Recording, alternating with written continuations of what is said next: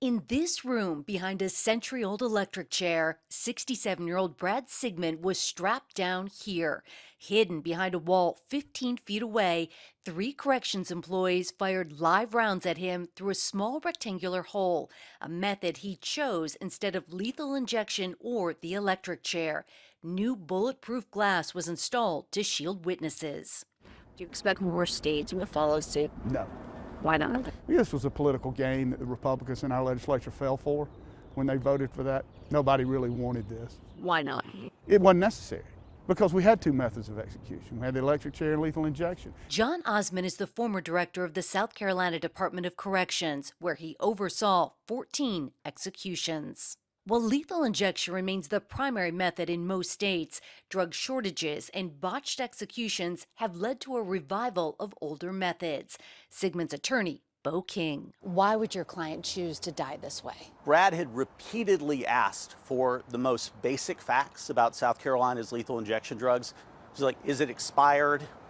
Have the drugs been diluted? Have the drugs spoiled?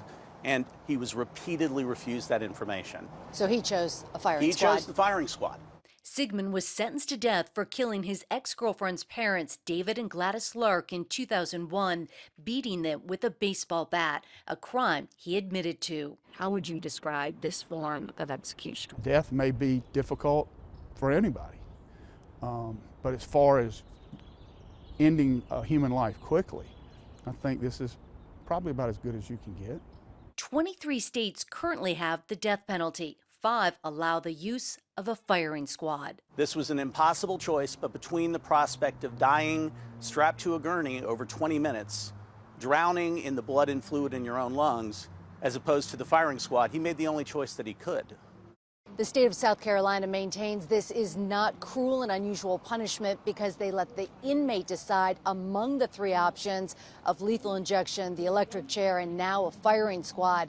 If they don't make a choice, the default is an electric chair. Meg Oliver, CBS News, Columbia, South Carolina.